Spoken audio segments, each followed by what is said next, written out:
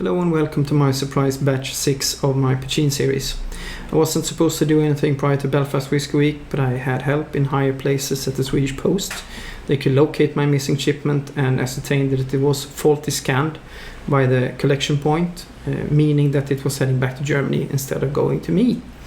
But I now have it, and I'm the proud owner of 1 Micil Poitin, 1 Killowen Batch 2 rum and raisins, and Matt Darcy 10 pork cask. So we'll be looking at those sometime in the future, I guess.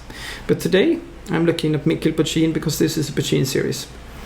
First off, it's the first legal distillery doing Poitin in Galway for around 100 years, I would say. The master distiller, head distiller Poitin, his great grandfather Micil distilled Poitin in the area. So it's now legal to distill it, but I would say it wasn't back in the days, a long while ago.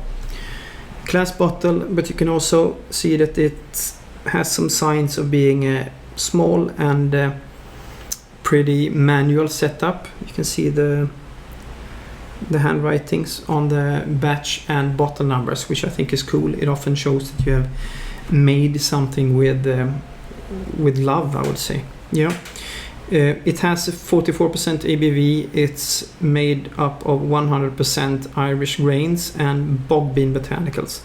I have no idea what bog bean is, I would say. So, to a glass, and this is I think they have a few different styles of Poitin. I'm thinking I'm going to try the rest at some point.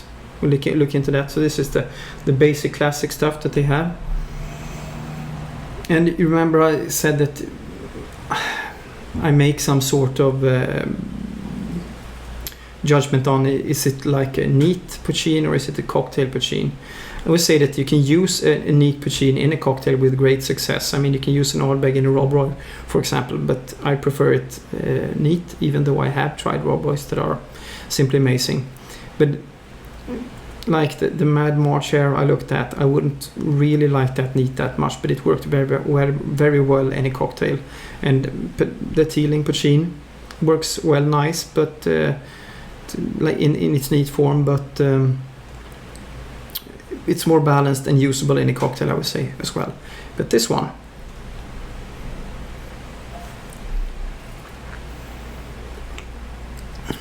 it is it has sweet honey, some toasted malt,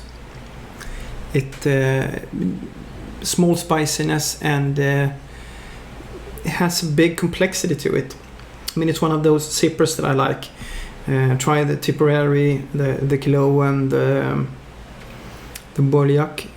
All of those are for me basically sipping Poitins that I like nice in my glass, and I like it neat. So that's also what I like with this. The Micil Poitin is more a neat spirit for me, but I know that they make cocktails and they have some cocktail recipes on their homepage. I will, of course, throw in my blog and on my YouTube page if you go there, so you can check them out. You should check them out.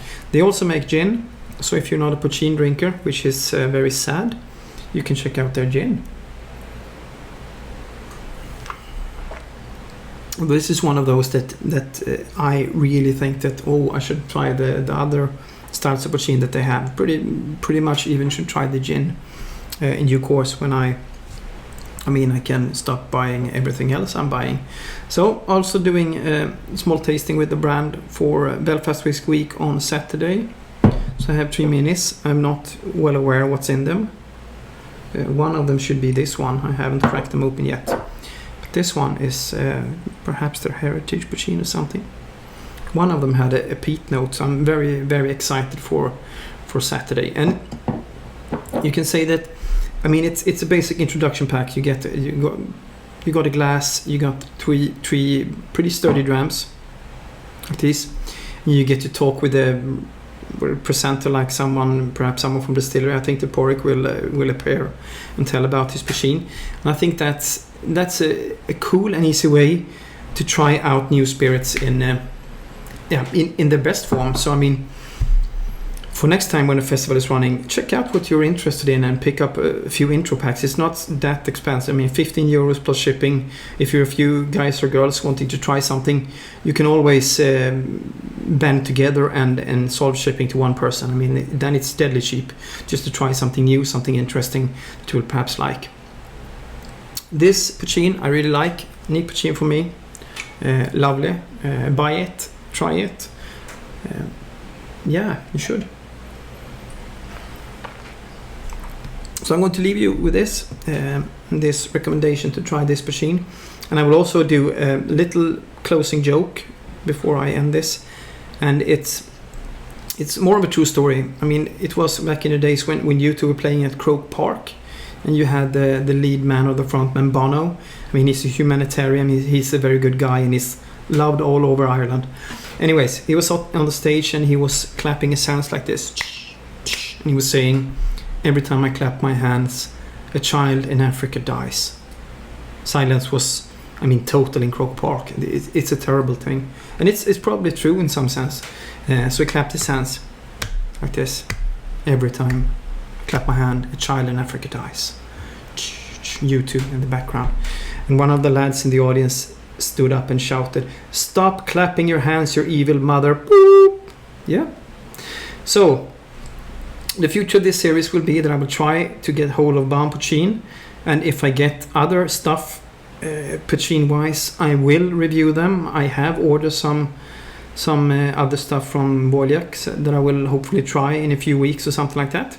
But I will focus on Belfast Whisky Week if I don't get anything weird in my post that I have to showcase or want to showcase that I'm gifted or something like that. Take care of yourself. I hope you get to enjoy the festival, and I hope you really like my joke, because I did. So, stay safe.